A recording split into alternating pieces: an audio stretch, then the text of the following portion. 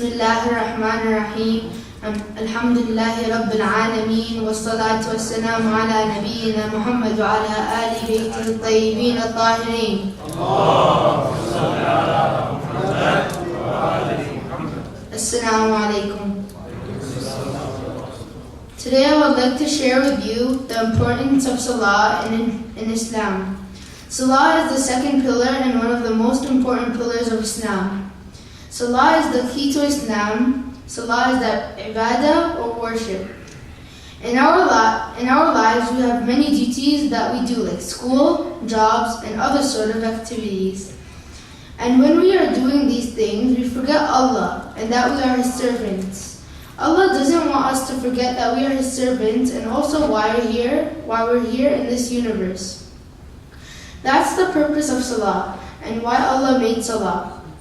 Salah not only helps us to remember Allah and that we are His servants, but it also keeps us on the right path.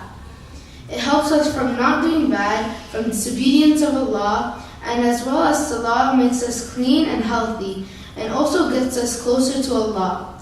If you stopped offering Salah, you would no longer be a proper Muslim. Salah is so important to be prayed that in any circumstances, you still must pray Salah. Even if you are on a journey, and also if you are ill and are confined in bed, you still must pray Salah. You may ask, how are you supposed to pray Salah when you are truly ill and are confined to bed? In that case, we can pray Salah while lying down in bed, using posters and signs. Once Prophet Muhammad, peace be upon him, shook a dry branch of a tree so that all the leaves of the branch fall off. The Prophet, peace be upon him, said, "The sins of those who pray Salah drop off as the leaves of the branch fell off." Salah is thus the main path towards spiritual purification. A companion of the Prophet, peace be upon him, came to him one day and asked him, "What is the thing that Allah loves most?" The Prophet Muhammad, peace be upon him, replied, "The thing that Allah loves most is when his people pray Salah on time." Prophet Muhammad, peace be upon him, once said, "Those who their Salah does not prevent them from committing sins, their Salah will take them away from Allah." Prophet Muhammad also said, "There is no prayer for those who did not obey the prayer. Obedience prayer is to prevent worshipper from committing sins." Imam Sadiq alayhi salam said, "Whoever wants to know if his prayers are being accepted, he should check his actions to see if it prevented him from indecency and evil." Before I end, I would like to share this interesting story with you about Salah. There was a boy who was always late for Salah. Even his grandma, who was 70 years old, got up like an arrow to do her Salah. The boy looked at the clock and saw that there were only 15 minutes until it was Maghrib. She got up and did wudu. When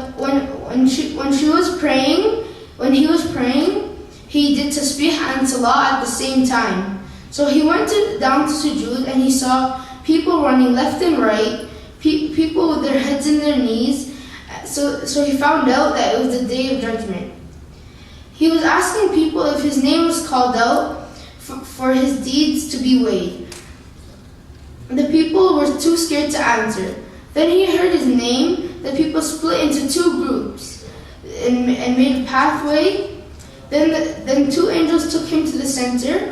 They were weighing his deeds. When the results were done and the angels were reading out the people to go to Jahannam, his name was the first one. So the angels took him to Jahannam.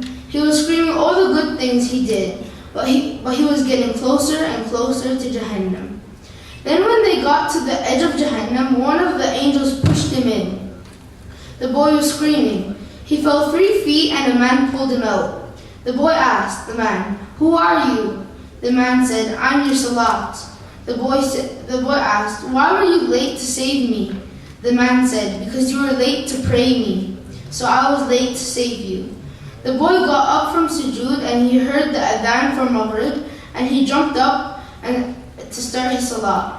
The moral of the story is to always do salah on time. Finally, I would like to conclude with a dua.